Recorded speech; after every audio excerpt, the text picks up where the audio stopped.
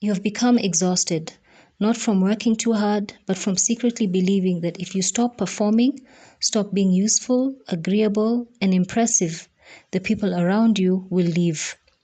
It's not a confidence problem. It's not low self-esteem. It's something much more specific. And today we will explore where exactly it stems from and why understanding it could change how you experience every relationship in your life. Have you ever wondered why some people can simply receive love and appreciation while others feel like they have to work for it? Why do some people walk into relationships believing they're already worthy, but others spend years proving, performing, fixing, helping, sacrificing just to feel loved?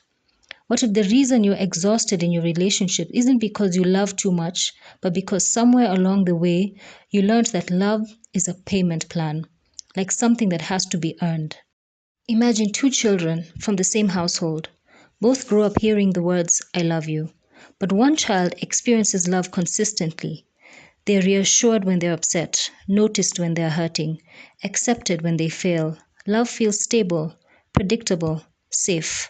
Now imagine another child. Love is present, sure, but it seems to only arrive when they perform, when they get good grades, when they are well mannered, but they don't make it life difficult for the people around them. The message is rarely spoken aloud, but the child learns it anyway.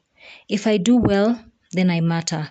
If I disappoint people, I lose connection, and that single lesson can quietly shape their entire life.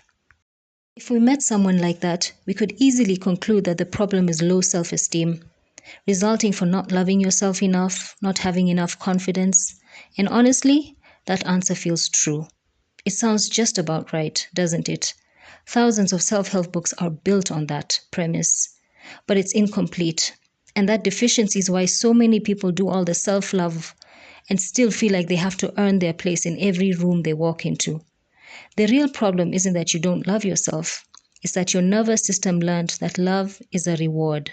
And that changes your approach entirely. Because once love becomes a reward, relationships become a workplace. And suddenly, you're always on shift, always performing, always monitoring, always asking, what do I need to do so they don't leave? So they will like me, so they will see me. Your logical brain says, you are good enough. You don't have to prove anything. Your friends care about you. Your partner loves you. Simple enough. But then the emotional brain steps in and it says, better stay useful. You have to outperform to stay relevant. You're only as good as what you can provide. The logical brain says, they love you. Emotional brain responds, yes, for now. So the logical brain clearly tries to reason, but the emotional brain panics. And guess which one usually wins? The one trying to keep you safe. But safe from what, you might ask? That's the real question. And the answer may surprise you, because most people who feel they have to earn love aren't actually chasing love. They're avoiding rejection. That's a completely different motivation. One is moving towards connection, the other is running away from abandonment. And that changes everything. Think about a phone charger. It's a strange comparison, I know. You plug your phone in every night because the battery drains throughout the day. Now imagine believing your worth works the same way. You wake up with a full battery. Someone criticizes you, 5% gone. You make a mistake, it's 10% gone. Someone doesn't text back, 20% gone. So what do? You start charging yourself through achievement, through productivity, through being needed, through being perfect. But no matter how much you charge, the battery never stays full because you're solving the wrong problem. Research on attachment suggests that secure relationships are built on consistent emotional safety, not performance. The human brain develops differently when connection feels reliable, safe, consistent. In other words, the healthiest relationships are not maintained by constantly proving your value. They're maintained by knowing your value doesn't disappear when you're imperfect. So where does healing begin? Not by trying harder, not by becoming more impressive, not by finally earning enough approval. It begins by challenging the belief underneath the behavior. The belief that says, if I stop performing, people won't love me. But there's another important layer that we often overlook, a spiritual one. because sometimes we unknowingly project our faulty experiences into our relationship with God. We assume God loves us the way anxious people love, conditionally, carefully, with a scorecard. But the central message of Christianity is almost the opposite. Grace, the wondrous gift we receive, is almost foreign to the mind that feels they have to earn love and approval. Because grace says you cannot purchase a favor that has already been given. You cannot earn a love offered freely. You cannot perform your way into being accepted. And for people whose entire identity was built around earning acceptance, that's actually difficult to accept, maybe even uncomfortable. Think about a job interview. You prepare, you try to say the right things because you know the job isn't yours yet. You have to earn it.